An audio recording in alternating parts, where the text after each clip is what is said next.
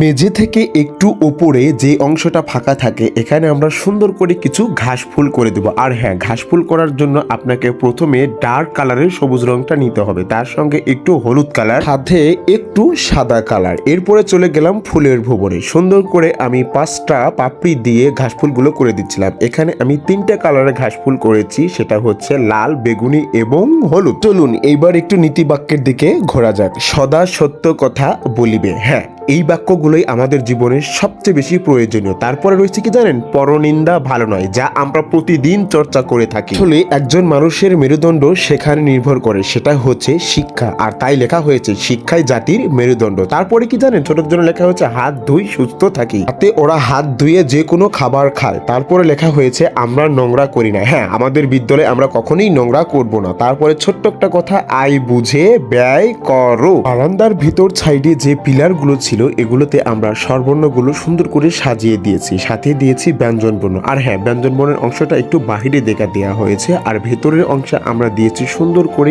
ইংরেজি বড় হাতের অক্ষর। তাতে শিশুরা খুব সহজেই এখান থেকে বর্ণগুলো দেখে চিনতে পারে এবং সুন্দর করে তারা লিখতে পারে এবং সুন্দর করে তারা শিখতে পারে, এবং প্রতিনিয়ত যাতে তারা চর্চা করতে পারে, এই জন্যই এইগুলো সুন্দর করে সাজানো হয়। প্রত্যেকটা বর্ণ আমরা এক একটা বক্সে সুন্দর কালার দিয়ে এইভাবে সাজিয়ে দিয়েছি। চলুন এবার হারিয়ে যাই একেবারে সিলিং এর বাগান বিলাসের জগতে।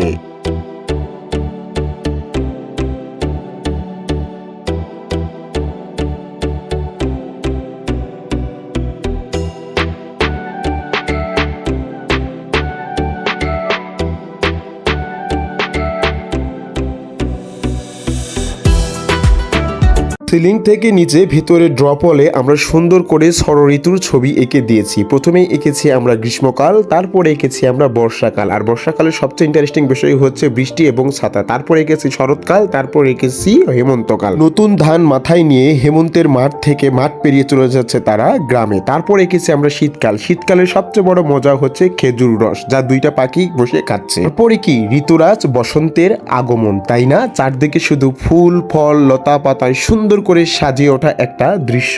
পরে আমরা এঁকে দিয়েছি সুন্দর আরেকটা দৃশ্য, সেটা হচ্ছে নোলো। বারান্দার সামনের অংশে ছোট ছোট যে লম্বা জায়গা ছিল এখানে তো সুন্দর করে আমরা কিছু দৃশ্য করে দিয়েছি। দেখেন দৃশ্যগুলো কত সুন্দর। এখানে একটা বাচ্চা সুন্দর করে আম পাড়ছে, আসলে কি মজা তাই না, ছোটবেলায় হারিয়ে যাওয়ার মতো। আর পাশেই পেন্টিং করে দিয়েছি সুন্দর করে একটা সকালের দৃশ্য, নদী পাড়ের গ্রাম, কি দুর্দান্ত, কিছু পাখি উড়ে যাচ্ছে এবং সূর্যটাও আলো দিচ্ছে। নিচের অংশের যে ফুলের বাগানটা দেখতে পাচ্ছেন এটা সুন্দর করে সাজিয়ে দেওয়া হয়েছে। এখানে ঘাস ফুলের জন্য আমি বেশ কয়েকটা কালার ব্যবহার করেছি, লাল কালার, বেগুনি কালার, হলুদ কালার এবং গোলাপি কালার। এবার আমরা বাহিরের অংশের কাজগুলো দেখব।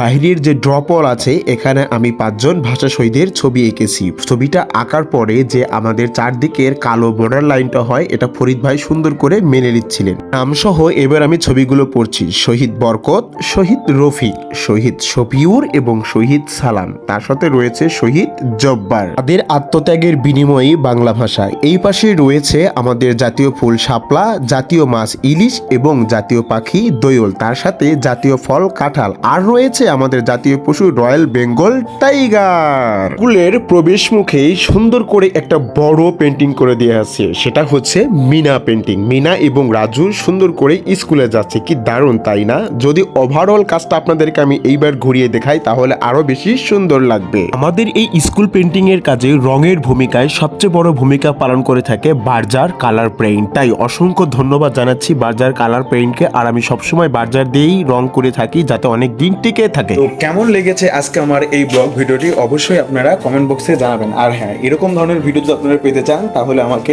লিখে জানাবেন। সবাইকে অসংখ্য ধন্যবাদ, ভালোবাসা এবং অনেক অনেক শুভেচ্ছা। ভালো থাকবেন সবাই আমার এই নতুন ভিডিওর সঙ্গে।